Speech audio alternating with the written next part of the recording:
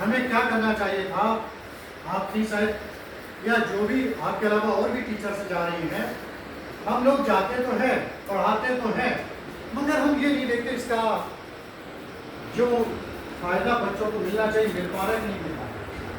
हमें और प्रिंसिपल को ये मिलके करना चाहिए कि उसमें अगर हमारे पास, अभी मैंने बात की, मैंने कहा जून का महीना था, इस पर कलर क्यों नहीं किया गया बोर्ड पर, तो आपने कहा कि मैंने व्हाइट बोर्ड मंगा दिया। तो मंगा दिया है, उसका यूज तब तक नहीं है जब तक वो कक्षा में लगाया नहीं जाता। आपके पास मैंने पूछा अभी करीब 4 व्हाइट बोर्ड है, तो एक ड्रिल वाले को बुला लो, तो आधा घंटे के अंदर चारों ब्लैक बोर्ड लगा के चला। उसका लाभ क्या होगा, 4 कक्षाओं की बालिकाओं को जो हमारी अध्यापिका पढ़ा रही है उसका लाभ मिलेगा। अदरवाइज आप चौक रगड़ रही हैं, बालिका आपसे डर से पूछ नहीं रही है और आप भी उसकी ओर अपना ध्यान केंद्रित नहीं कर रही है, इसलिए आपका पढ़ाना न पढ़ाना यूजलेस। इसलिए प्रत्येक शिक्षिका की ये जिम्मेदारी है। हमने जो चैप्टर आज पढ़ाया वो चैप्टर मेरी कक्षा की प्रत्येक बालिका को समझ में आना चाहिए। कॉपी पर नोट भी करे जो हम डिक्टेट कर रहे हैं ब्लैक बोर्ड पर। अगर बालिका नहीं लिख रही है उसके लिए जिम्मेदार सब्जेक्ट टीचर है, बालिका नहीं है। बालिका को समझाना पड़ेगा कि बेटा जो मैं बता रहा हूँ, बता रही हूँ, उसे तुम नोट करोगी कॉपी में, ताकि घर पर जाकर जब पढ़ोगी, कॉपी खोलोगी तो पता चल जाएगा कि आज हमारी मैडम ने परावर्तन के नियम पढ़ाए थे,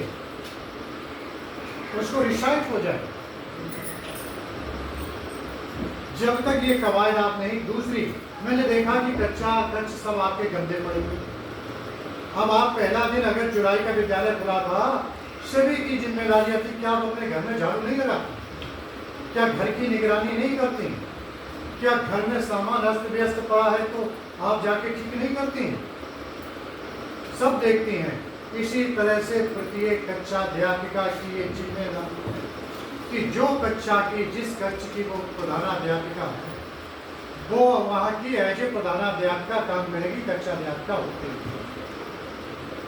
आप ये न माने कि मैं कक्षा अध्यापिका हूँ, मैं सब्जेक्ट, और आप जिस कक्षा में जा रही हैं, जिस सब्जेक्ट को लेके जा रही हैं, आप लोग ऐसे मान के चलिए कि मैं प्रिंसिपल हूँ, इस विद्यालय के कक्ष की सारी व्यवस्था जुटाना मेरा काम, नॉट ओनली रश्मि आता है। ऑल ऑफ यू, जब ये भावना आपके अंदर होगी तो विद्यालय की प्रत्येक कक्षा का चमकती हुई साफ मिले। आप जो पढ़ाएंगे उसका लाभ बच्चों को मिलेगा। किताबें बच्चों को दीजिए, जो बच्चे नहीं आ रहे हैं उनकी मॉनिटरिंग कीजिए। फर्स्ट ऑफ ऑल तो देखिए कक्षा अध्यापक देखेगा, उसके बाद देखेगा सब्जेक्ट टीचर।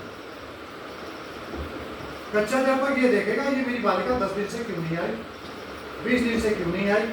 अभी पता चला है कि 2 बालिकाएं कहाँ से, मैं न्यूज़ देख रहा था, कहाँ से लापता हो गई। हाँ, ये नानकोटा क्षेत्र से घर से निकली और वो छात्राओं को कोई ले गया।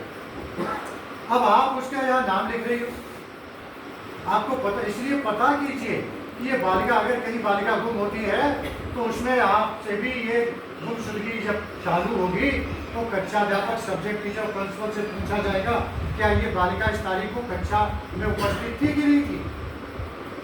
तो आपकी अटेंडेंस भी फर्जी नहीं होनी चाहिए, असली अटेंडेंस होनी चाहिए।